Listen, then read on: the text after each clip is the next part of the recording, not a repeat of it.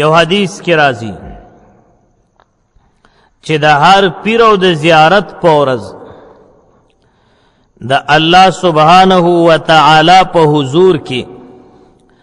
د بندگانو عملونه پیش کیږي، اعمال خودلې کیږي، کارکردګي او د دوی چې کومه کارګزاري ده هغه خودلې کیږي. اوس الله پاک ته خو هر څه معلومه دي، خدا الله پاک ته چې پیش کوي نو په دې کې یو لوی راز دی. نو دا چې کله الله جل شانه ته پیش شي او اخودلی شي او عرض شي، نو الله سبحانه و تعالی په خپل رحمت او د نیکو عملونو په برکت د مشرکانو نه علاوه د نورو بخنه کیږي او نورو مسلمانانو ته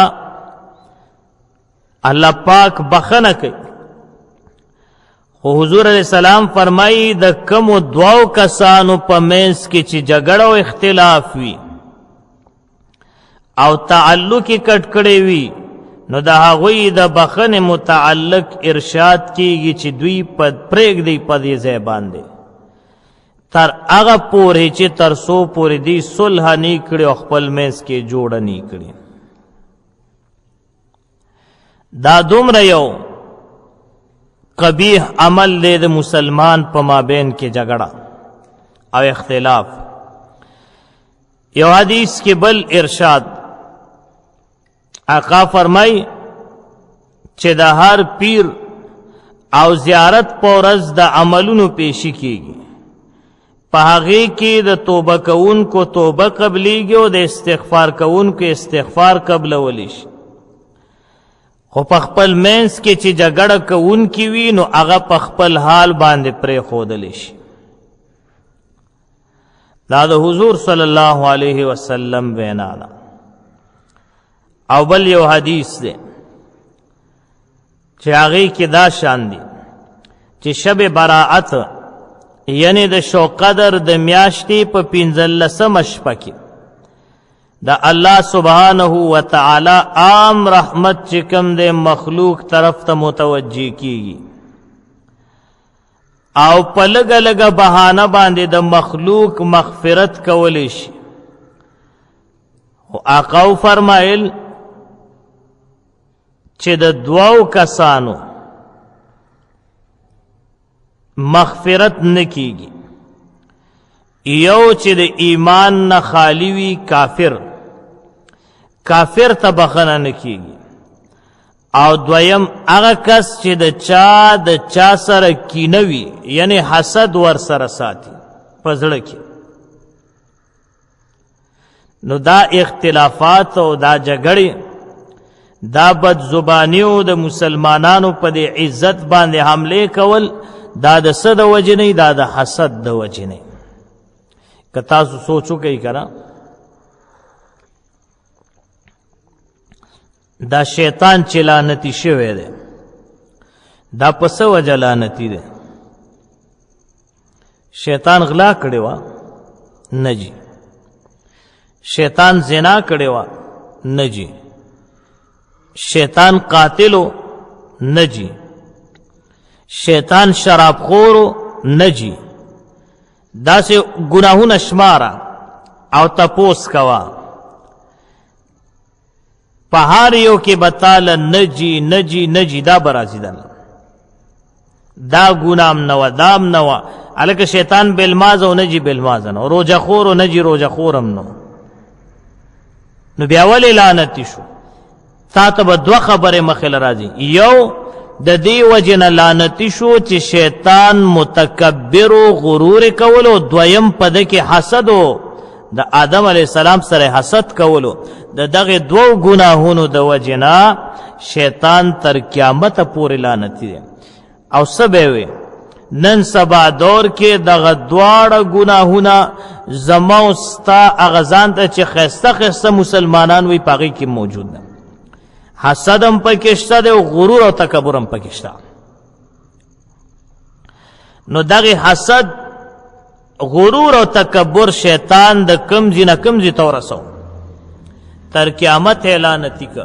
نو دیو جن دا خطرناک گناهونه دي دا قطع تعلق دا جنگ جګړې دا هم د دغه غرور او تکبر د وجنه او د دغه حسد او د کینې د وجنه را پیدا کیږي نو دې گناهونو نه به مونږ او تاسو ځان ساتو بل یو حدیث کې راځي اوږد حدیث دی خو زه دا یو ټکی ویم صرف حضور علیہ السلام فرمایي چې درې کسان دي چې د هغوی مونځ د قبولیت د پاره د هغوی د سر نه یو لیشتم پورته نځي یعنی د دغې درو کسانو مونځ الله پاک نه قبلی یعنی د دغې مونځ باره کې چې کمې وعدې شوي دي او کمې فایدې او ثمرات د دې مانځه دي نو هغه به دته نه میلاویږي یو هغه کس دی چې هغه په خپل منځ کې جګړه کوونکی دی یعنی هغه دو مسلمانان چې په خپل منځ کې جګړې کوي او یو پکې هغه زنانه ده چې هغه د خاوند نافرمانه یا چې هر څومره دینداره ده تهجد گزاره ده او پیر ابی ده او کهاره ابی ده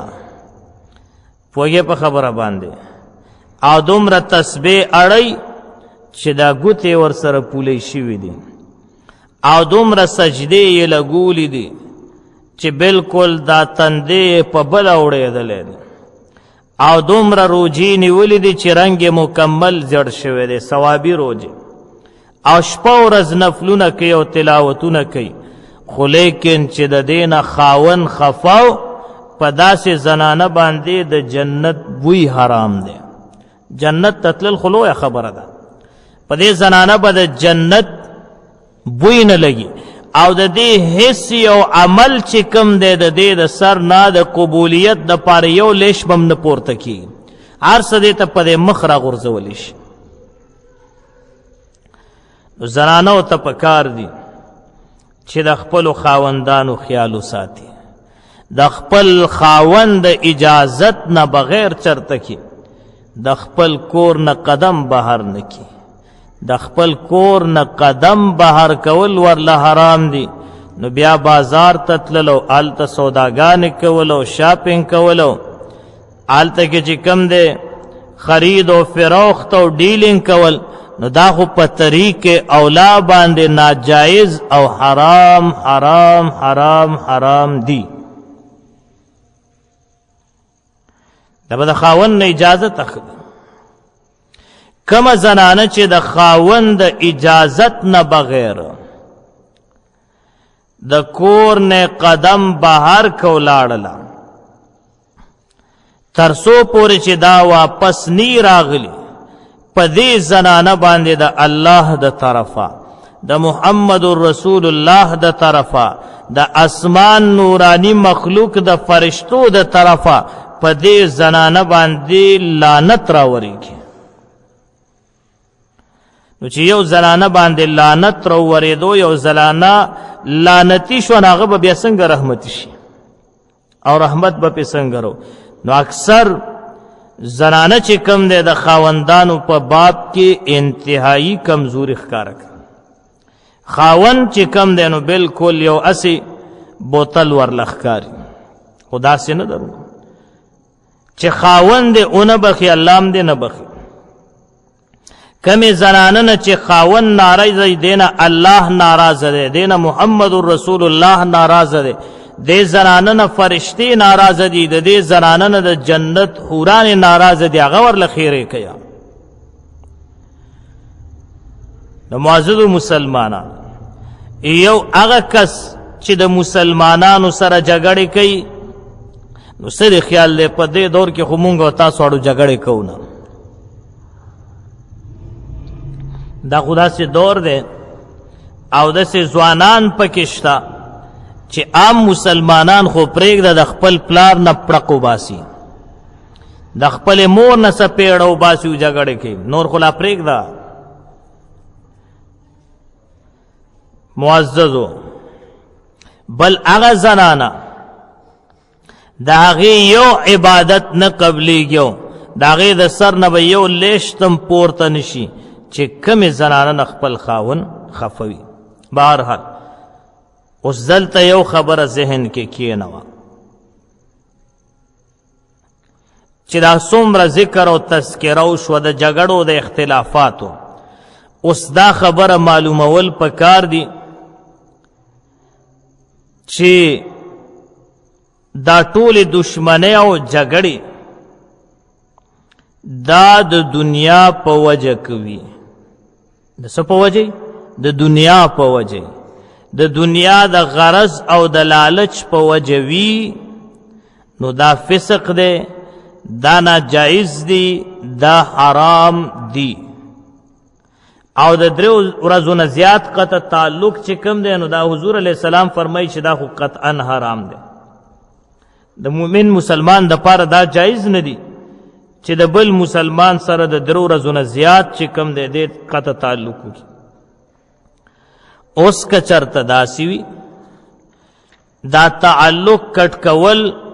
دا د دین د خاطر وي. مثلا یو سړی چې کم دی هغه فاسق دی، فاجر دی، ښکاره شراب څکي، ښکاره چې کم دی زانی دی، یا د دین دشمن دی، د الله دشمن دی، د محمد رسول الله دشمن دی، د حضور د صحابو دشمن دی، د خلفای راشدینو دشمن دی، نو هغه سره بیا تعلق کټ کول دا جایز دی او دا حلال دی او په دې کې اجر دی او په دې کې ثواب دی. د بېدینه سړي سره بیا تعلق نه ساتي.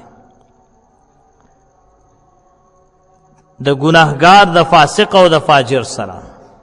د مشرک او د کافر سره او د بیادب او د ګستاخ سره. خو لیکن که مونږ او تاسو دې دور کې نظر واچو نو د دین په باب کې به ډېر کم خلک وي. زه وایم په سلو کې به یو کس را پیدا کړي چې د دین د خاطره چا سره تعلق کټ کړی وي. یعنې باقي ټول تعلقات چې څومره کټ کېږي نو دا د دنیا د خاطره دي، دا د دنیا د پیسو د خاطره دي، دا د دنیا د لالچ د خاطره دي، دا د ځمکې او د پټي د پولې او د پټي د خاطره دي، دا د سپیدار او د بوسو د خاطره دي. بهرحال که چرته د دین د وجنه یو صحابي دی حضرت عبدالله ابن عمر، دا عبدالله صاحب د حضرت عمر فاروق صاحب زوی دی. د دې عبدالله صاحب زوی یو ځل حضرت عبدالله ابن عمر صاحب یو حدیث وی، نو کله چې حدیث بیانو د دغه حدیث بیانېدو په دوران کې د دې عبدالله صاحب زوی داغه د خولې نه یو لفظ ووته، او هغه لفظ داسې و چې ظاهر د هغې نه معلومېده چې د یو قسم اعتراض په حدیث باندې وکړه. نو عبدالله ابن عمر صاحب باندې دا خبره ډېره بده ولګېده. څه ولګېده؟ ډېره بده ولګېده. چې کله بده ولګېده عبدالله ابن عمر صاحب د خپل زوی سره تعلق ختم که، تر مرګه پورې چې کم دی د هغه سره بیا خبرې نه دی کړې. داسې ډېر واقعات د صحابو په شان کې موجود دي چې هغوی د دین د خاطره بیا د هیڅ چا سره تعلق نه دی ساتلی. چې کم سړی د دین دشمنو، د حضور دشمنو، د آقا دشمنو، د دین اسلام د احکاماتو دشمنو، صحابو بیا د هغوی سره هېڅکله تعلق نه دی ساتلی، اگر چې د کور کسې ولې نو. د مونږ او تاسو به دې خبرو له سوچ کوو. د ټول بیان خلاصه ده که چا دنیاوي غرض او لالچ د وجې نه د خپلو مسلمانانو سره قطع تعلق کړی وي، نو دله پکار دی د رمضان المبارک اخیری شپې ورځې دي زر تر زره دی د خپلو مسلمانانو ورونو خویندو نه چې کوم دی معافي دی وغواړي چې زه نیم پوه شوی ما معاف کا، او د هغوی سره د تعلق برقرار وساتي. او مونږ او تاسو ته پکار دی چې ځان سره دا فیصله وکړو موت تا سره چا زیاتې کړې وي، چا راپسې خبره کړي، چا زمو ستا غیبت کړي، چا مو تا ته نقصان رسولی، ضرر رسولی، پشیشا تهمت لګولی را پسې مونږ او تاسو خالصتا لله فی الله خالص د الله د رضا د پاره معاف کو بس موتا ورته معافیو کو او زمو استاد طرف نه معاف شي او خپل معامله چې کوم دی الله توس پر چې نبی اکرم صلی الله علیه وسلم دې د پاره بهر تشریف راوړلو چې مونږ ته د شب قدر خبر راکی خودوا مسلمانانو جګړه کوله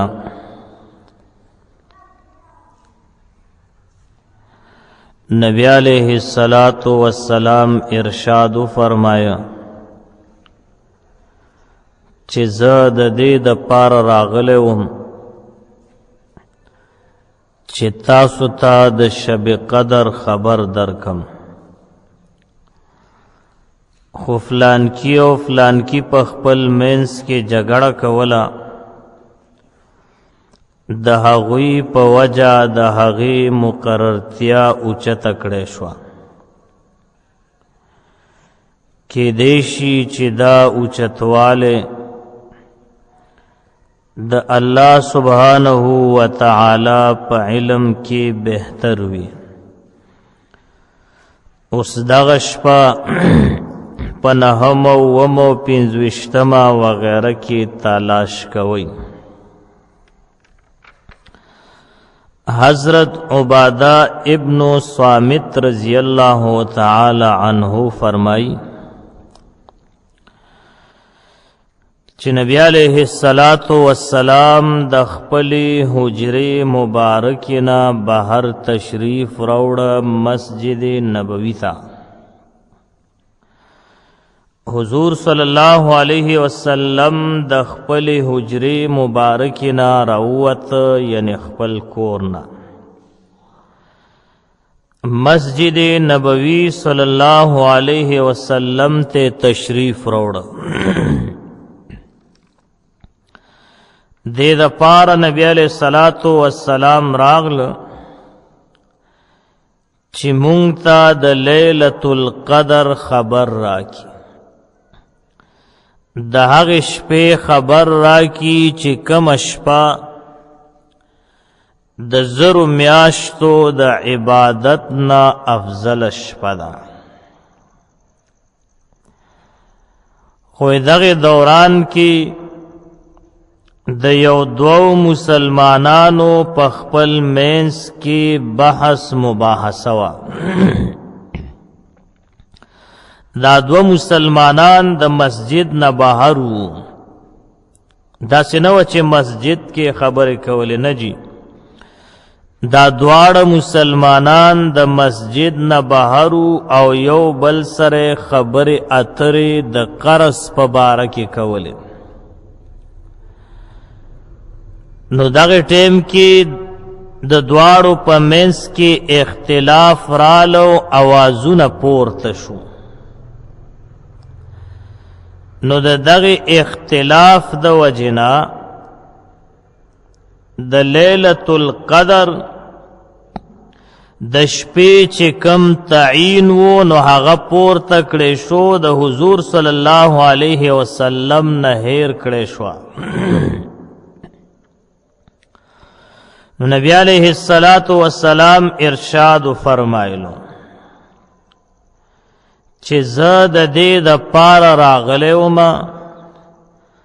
چې تاسو ته د شب قدر یعنی د لیلۃ القدر خبر درکم چې دا فلانکی شپه ده خو لیکن فلانکی او فلانکی مسلمان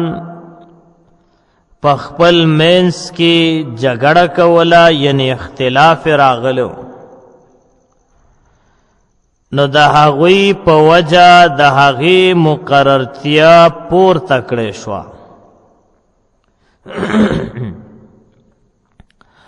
او بیا حضور صلی الله علیه وسلم فرمایله کې دیشي چې دا پورته کول او اوچتوالی او دا د لیلة القدر د شپې دا تعین هیرول د الله په علم کې بهتر وي. بیا حضور علیہ السلام او فرمایل چې دا تاسو د رمضان المبارک په آخري عشره کې تاقو شپو کې دا تاسو الټوئ، یعنی 21مه شپه، 23مه شپه، 25مه، 29مه او 1 شپه په دې تاکو شپو کې الټوئ او دې کې به درته میلو شي. معززو مسلمانانو، دا د دغه حدیث مبارکه مختصر وضاحتو، خو دلته یو اهمه خبره ذکر شوه. په دغه خبره باندې مختصر گفتگو اور وضاحت کو. اوله خبره چې هغه د ټولو نه اهمه ده، هغه د دې خبره ذکر کو چې د مسلمانانو په منځ کې اختلاف او جګړه دا انتہائی نقصانی عمل دے او دا د ټولو نه بد سیز دے او دا بیکار سیز دے. نو د دغه دوو مسلمانانو د اختلاف په وجه همیشه د پارا د شب قدر چې کومه مقررتیا وا هغه پورته کړې شوه. او دا یاد ساتئ چې صرف دغه نه بلکې جګړه او اختلاف دا همیشه د پارا د برکتونو نه د محرومی سبب ګرځي. تاسو ګورئ کنه په کومو کورونو کې چې جنگ جګړې وي او اختلاف وي او رونه خپل منځ کې یو بل ته بدنیت وي، نو دا همیشه د پاره د برکتونو نه محروم وي او ټول زندگی په دغه جنگ جګړو اختلافاتو کې تیر شي. نو جګړه کول دا ښه کار نه دی. دغه رنګې د مسلمان سره اختلاف کول او هم دغه شان د مسلمان سره قطع تعلق کول، یعنی تعلقات ختمول، دا ټول بیکار سیزونه دي. معززو مسلمانانو، یوزل حضور صلی الله علیه وسلم صحابه کرام تو فرمایل چې تاسو ته د منځ او د روژې او صدقې وغیره نه یو بل بهتر سیز درته ونه ښایم. صحابه کرام عرض کړه الله محبوب ضرور وښایي. حضور صلی الله علیه وسلم فرمایل چې په خپل منځ کې ښه سلوک د ټولو نه بهتر دی او په خپل منځ کې جنگ جګړه کول د دین خرون کې دی، یعنی خریون کې چې مونږ او تاسو ورته وایو. څه مطلب؟ یعنی څنګه چې په چاړه پاکی او بلیډ سره د سر ویښته زر صفا شي، خلک سر خري پاکی باندې یا بلیډ باندې، نو هغې سره سر چې کوم دی زر صفا کیږي. نو حضور علیہ السلام فرمایل چې په خپل منځ کې جنگ سره دین هم دغسې صفا کیږي. نو معززو مسلمانان، په خپل منځ کې جګړې او اختلافات چې کم دی دا بیا ستا دین ته نقصان رسوي. اکثر انسانان بیا او مسلمانان چې کم دی نو هغه په ضد کې راشي او په حسد او په کینه کې بیا اخته شي چې هغه د دینم بیا زیات خطرناک دی. لیکن یاد ساتئ دې دور کې هغه خلق چې د دین نه ناخبره دي هغه خلق خو لا پرېږده، داسې خلق چې هغوی چې کم دی همیشه دا دعوه کوي چې زمانه لوی دیندار بل نشتا او زمانه لوی منځګزاره نشتا او زمانه لوی ذاکر نشتا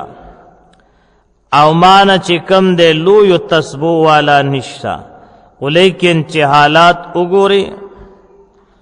نو په خپل مینس کې هغه خلق چې ځان له دیندارم وی په خپل مینس کې په جګړه باندې اخته، په اختلافاتو باندې اخته، معمولی خبرو باندې چې کم دی د بل مسلمان رور بے عزتی کوي او د هغه سره تعلق ختمي. معزز مسلمانان، مونږ او تاسو ته پکار دي چې د حضور صلی الله علیه وسلم د ارشاد مبارک ته په غور سره وګورو او بیا د خپل دین فکر وکړو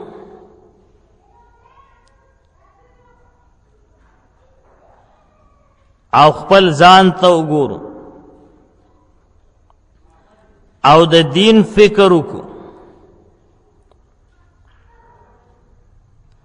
او دې خبره ته آماده شو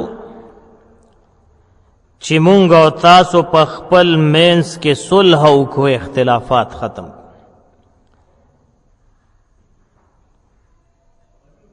معزز مسلمانان،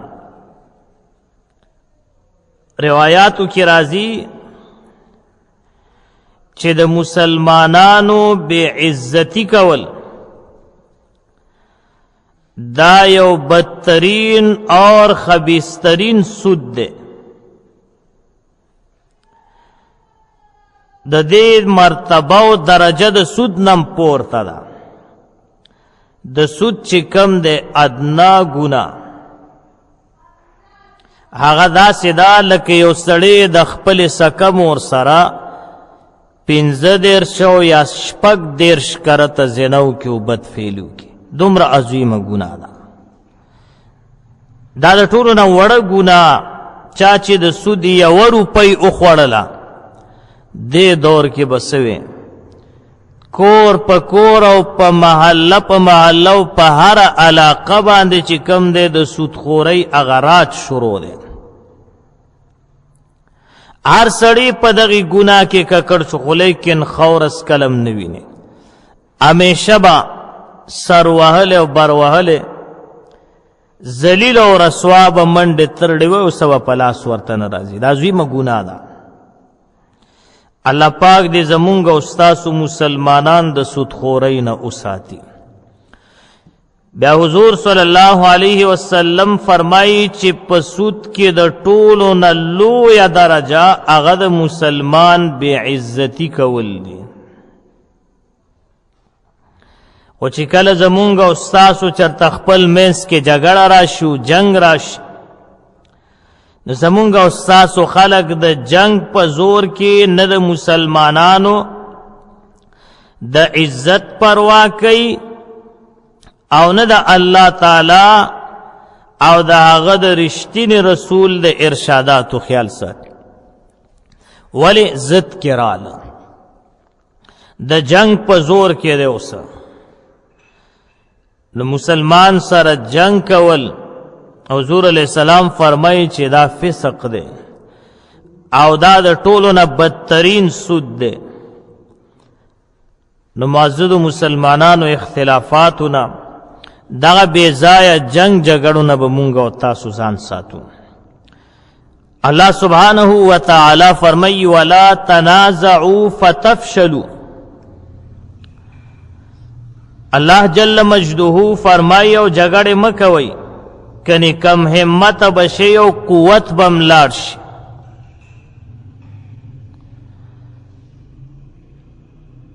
نو په دغه اختلافات سره په دغه جګړو سره چې کم دی د مسلمان قوت ختمیږي او کم همت کیږي او دا خبر زما استاد طرف ته او زما استاد سترګو ته مخامخ ده او ما ته په خپل سترګو باندې وینو چې نن سبا په دنیا کې وګوره د مسلمانانو څومره ملکونه دي ولیکن د مسلمانانو په خپل منځ کې اتفاق نشته نو دوه ټانګې اسرائیل دی او د هغوی سترګه ترې نه سوځي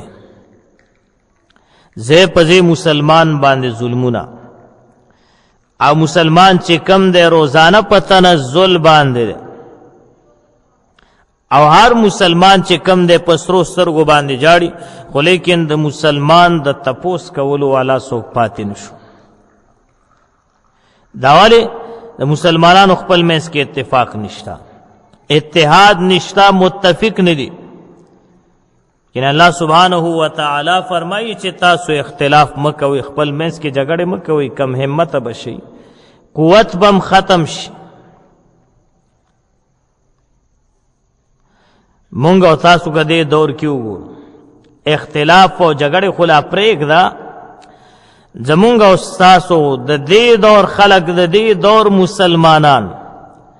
د نور خلقو د عزت کمولو په فکر کې اوسېږي چې زبا د دې بل مسلمان بے عزتی څنګه وکم زبا د پسې څنګه د یو ګډه وډه خبره وکم چې د خلکو په نظر کې سپک شي د خلکو په نظر کې بے عزت شي د خلکو په نظر کې کم راشي